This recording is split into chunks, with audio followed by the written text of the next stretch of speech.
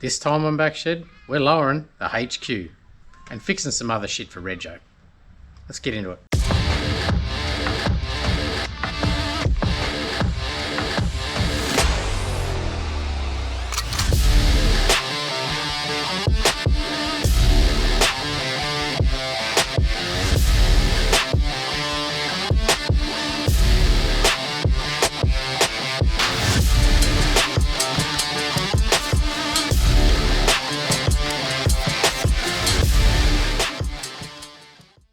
So last episode when you saw the HQ, we did take him for a Rego inspection. We come back with a little list of things to do. We've got a couple of ball joints up front, a little bit of rust in the back of the car. While we've got the front end apart, putting ball joints in it, we're going to trim these front springs, put some new shocks in it, and we've also got new shocks and springs for the rear just to bring that down a little bit as well. Okay, let's get into it. We'll start with the rust. Now it might seem disappointing that it failed the Rego check, but not for me. If you'd seen this thing in a dirt floor hay shed, the first thing that comes to mind is full restoration. It wasn't great. But turns out the only rust I've got to do in the car is that there. I set it up for the inspection knowing full well that was paper thin and probably expecting to get chipped on it. And the minute I hit it with a wire wheel, I went straight through. So it was literally paper thin. So we're going to get into that now. Only tip I can really give you is make a template. Get some cardboard, get some scissors, cut out the shape, then trace it on the panel steel and cut it out.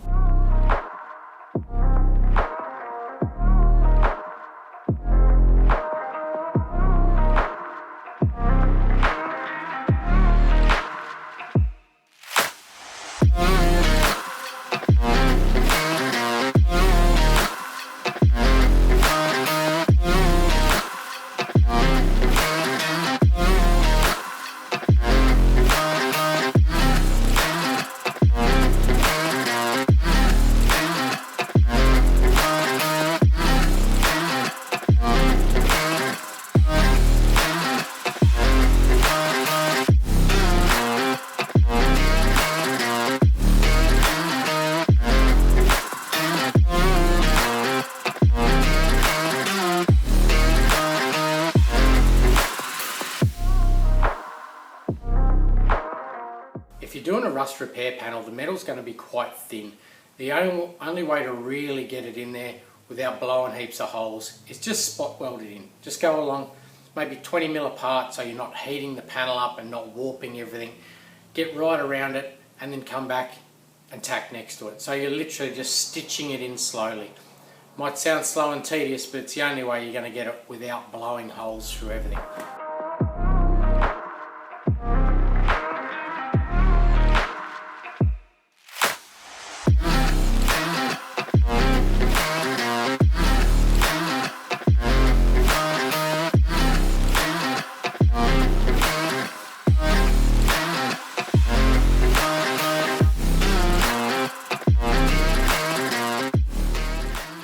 Once you finish tacking it all the way in, grind it down, look for little pinholes and just do it the same way. Just tack where they are.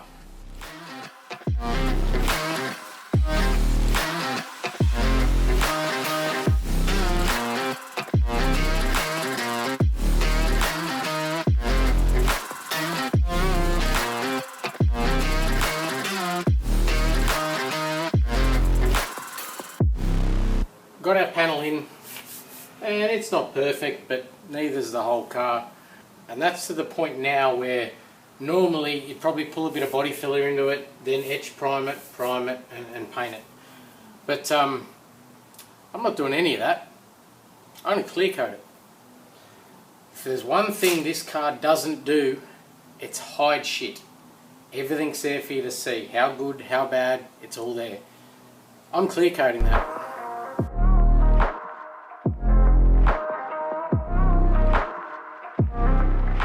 Once you've got your repair done like that, you've heard me say it a million times in other episodes, smash it with fish oil. Get in here, take this vent out, get in here, smash it with fish oil, get in the boot, put it everywhere. Even if there's more surface rust down further, the fish oil won't allow it to deteriorate. rust repair's done, we'll move on to the ball joints.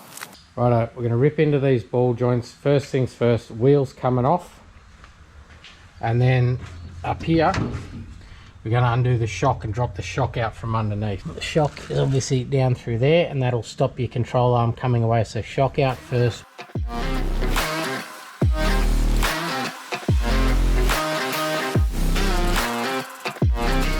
When you're undoing these shocks, you generally find what will happen as you try to undo that nut, the whole shock shaft will turn. I'll show you what I mean.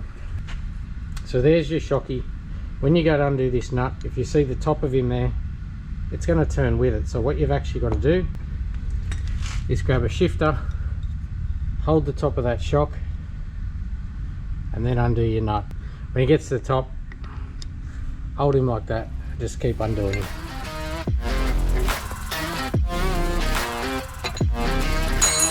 And in the bottom of the control arm, there's 2 bolts that go up in there. See, right there. Remove those 2 bolts and the shock will drop out. So shock's out. Next step, with a drum brake front end, you don't need to do this with a disc brake front end. A disc on these models is going to sit about there. With the drum, this back lip interferes with the lower control arm. You can see how there's a lip on the drum there, and that stops this control arm from dropping down. So we actually have to undo the steering arms here, and there's also a bolt in the top here coming in that way from the drum. So we'll back this guy off, back that guy off, move that drum out, and that will allow this lower control arm to drop down once I've undone that nut. This lip here is the issue.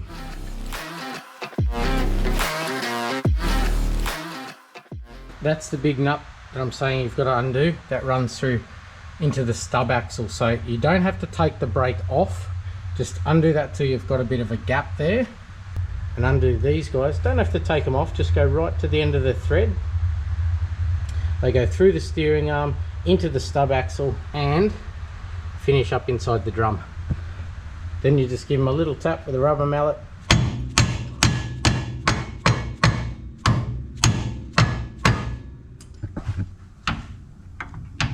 And that'll allow the control arm to come down past that lip of the drum. Alright, so now onto this guy up here. That's the actual ball joint castellated nut. Now there will be a split pin through that castellated nut, so clean him off till you get to the split pin and remove the split pin. So when you're trying to remove the split pin, if you see those little tails just there, straighten them out. They're generally folded up on top of that nut. Straighten them out and then get something sharp and jam it in the eye of the split pin there on the other end, and then just try to wriggle him out.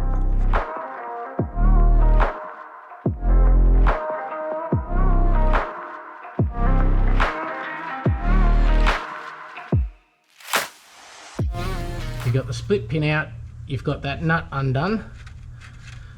Get something like an old extension, sit the old extension on the top there, and then tap the top of that extension. Now before you do that, heat here. That'll expand it, and then tap there.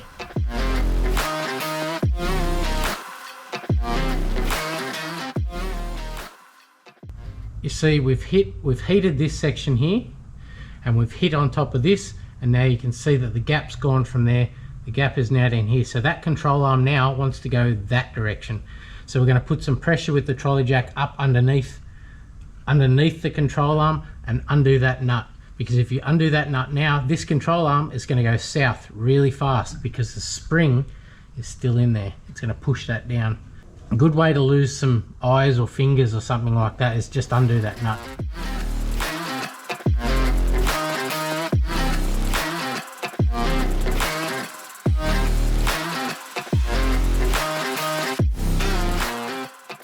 The reason I say you're probably going to need to put upward pressure from a trolley jack onto the control arm is when you've heated the stub axle, you've tapped here, and it drops down and you break it loose, so the stub axle frees itself. But what I'll actually do now, the whole shaft of the ball joint will turn, and so the nut doesn't undo. So what you do now is get your trolley jack, push the joint back up into the control arm so it's just holding the pressure, and then your nut will come off. Then drop him down. Obviously undo your sway bar. I'm going to replace sway bar bushes while I'm going, and probably pins because they're quite rusty. Drop your control arm right down, your spring will come out. There's only 2 more bolts holding this control arm in. Now, like I say, when it's to this point where the control arm's down, the spring's out, it's only that bolt there and one on the back there for that whole control arm to come out. It's a 2-minute job, just knock them out, and also they'll give you a chance to look at these bushes.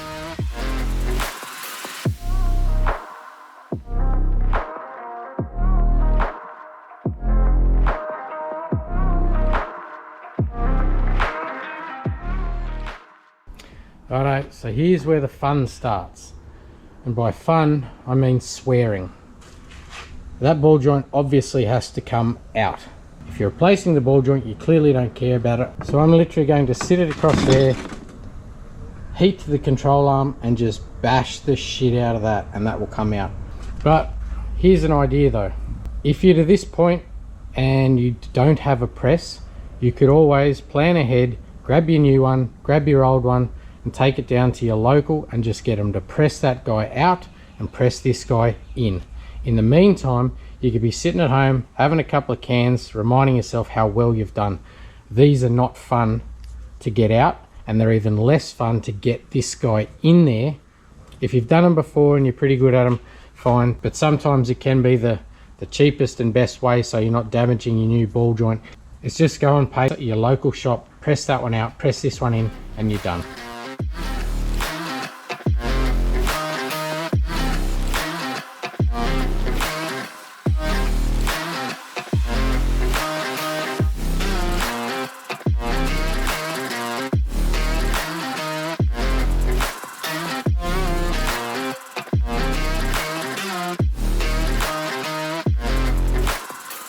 Now, when you're at this point, there's no self-respecting car guy or girl that's going to put the stock springs back in there. So we're trimming them.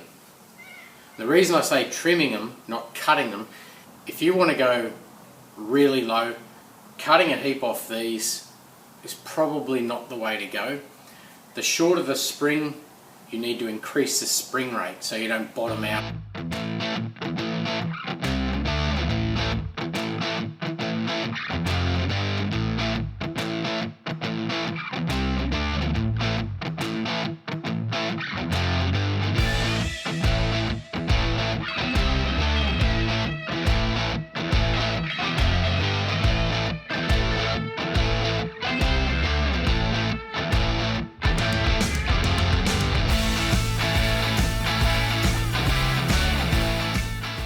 This is the old ball joint, and as you're putting it back together with your new ball joints in there, you're sort of pulling the split pins out of the ball joint when we're removing them.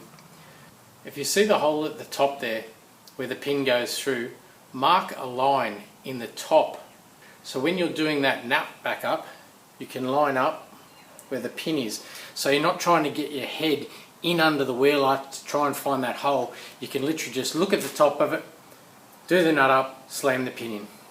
So when you're doing him up, you're not trying to get your head over here and look where the line is. You can just see the line on top of there. You can line up the slot and just jam the pin in.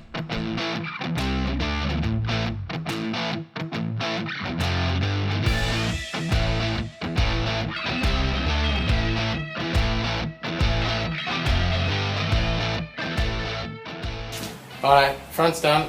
Let's get into the back.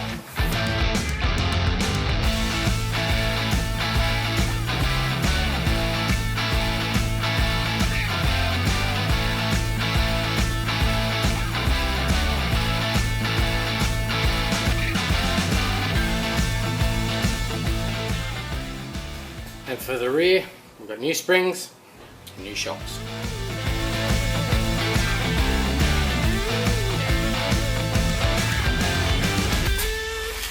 Now, I can't actually trim the rear springs because they've got a tight coil at the top and the bottom.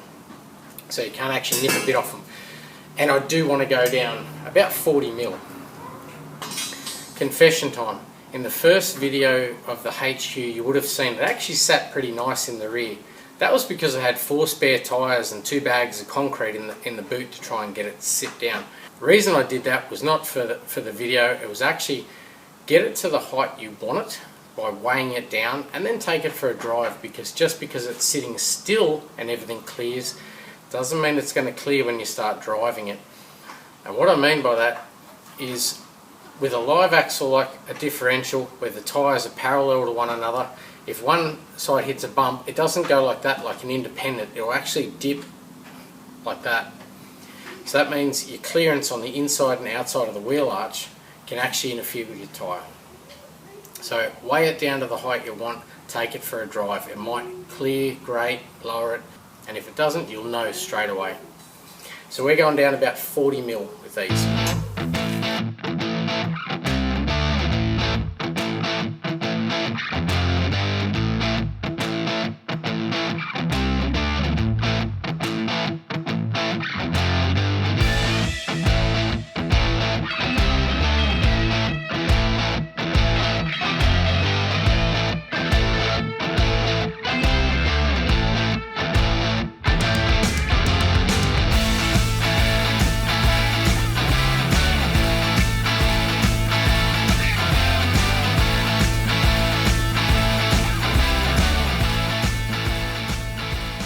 So I've given that time to settle in, driven it around a little bit, but I still want to reduce that gap there just a little. So while I got him out here, I'm going to knock that spring back out, take a little bit more off it, and see if we can't just close that gap up a fraction. So yep, we're going to pull it all apart again, but it's really not that big a deal. It's undoing the ball joint, the sway bar, just dropping it back off. But here's the thing, I don't mind when you're undoing old ball joints, heating that stub axle and just bashing the ball joint out. It doesn't matter. But if you've just put a new set in and you're going to re-undo them, you don't want to pop them off the same way by bashing them, because if you damage the thread or the nut, or from hitting it, you can actually damage them internally as well. Then you're starting all over again. You're getting ball joints pressed back into the control arm and things like that. This is the tool you want to get. Picture my fingers as the stub axle. The ball joint engages the stub axle. These claws go under the stub axle, and then that pushes on top of the ball joint, and by screwing that guy, you'll see my fingers rising up. Consider that the stub axle, and it pops it off. That's the tool you'll need. Get a decent one too. Don't just get the cheapest one you can, because generally what happens to the cheapest one you can, they end up in pieces, and then you've got the shits and you will try and bash it out, and that's when you end up redoing it again. It's going to be tough to film, but I'll see if I can get you in underneath the front end and show you that working.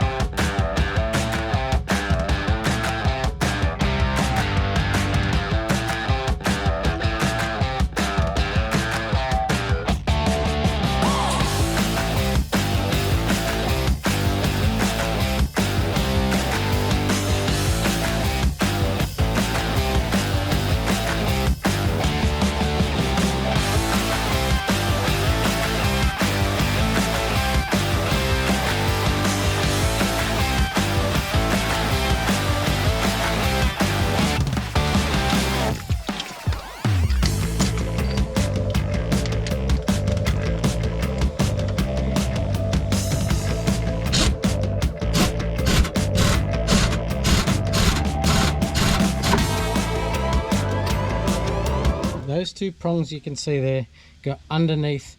That there is the stub axle, and the ball joint shaft goes up between, and that top arm there pushes down on the ball joint, so essentially squashes the stub axle up against the ball joint top down and pops it off.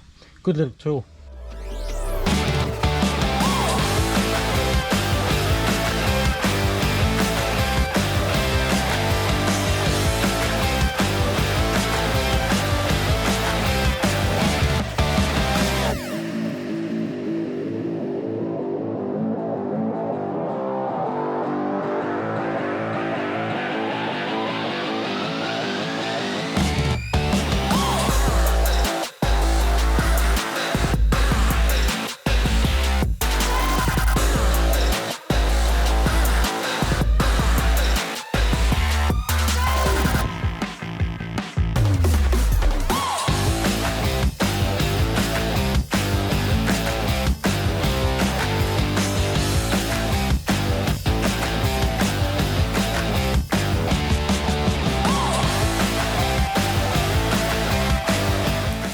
So after all that, where did it leave us? So when we started, the wheel arch was at about 700 millimeters. We've now taken 3/4 of a coil off and we're at 660. So we've taken 40 mils out. But don't take that as gospel that 3/4 of a coil is going to get you 40 mil, because it completely depends on the spring rate of the spring, whether it's a stock soft spring, whether it's a heavy duty thicker spring. It will be determined by the spring rate and the spring itself. That's kind of why I went a bit conservative at the start, got an idea how far it was going to go, which it barely moved, and then took a bit more. So 3/4 of a coil in total gave us 40 mil in the front, and the lowered springs in the rear, as I said, I weighed it down first to try and get it right, then ordered the springs that will give me 40 to 50 mil. And they came up right around that. I got 40 mil in the rear. That basically puts the tip of the tyre with the tip of the wheel arch, and that's kind of where I wanted it to sit. I guess a quick recap over the last few episodes, but we've done springs and shocks in the rear, wheels and tyres, cleaned up interior, new carpet, new windscreen, springs, shocks in the front, sway bar mounts and pins, bushes up the front. She got the fresh motor in the last episode. She's ready for rego, drives really nice. Obviously we clear coated the paint in the first episode, and she's sitting good. There's a ton more I've probably forgot. I think she's sitting really nice over those wheels. So if you haven't seen the previous episodes with the HQ in it, do go back and take a look. This thing has come a long way in a very short period of time. And for me, this one's a bit of a double win. I'll duck up on Monday and get those few things ticked off for rego, and then start driving it to work for a few months. So that's the first win. The second win is me calling that one finished means I get to start on the gold HQ that I call Mucus. This is Mucus's big block. It's coming up shortly. Thanks for watching.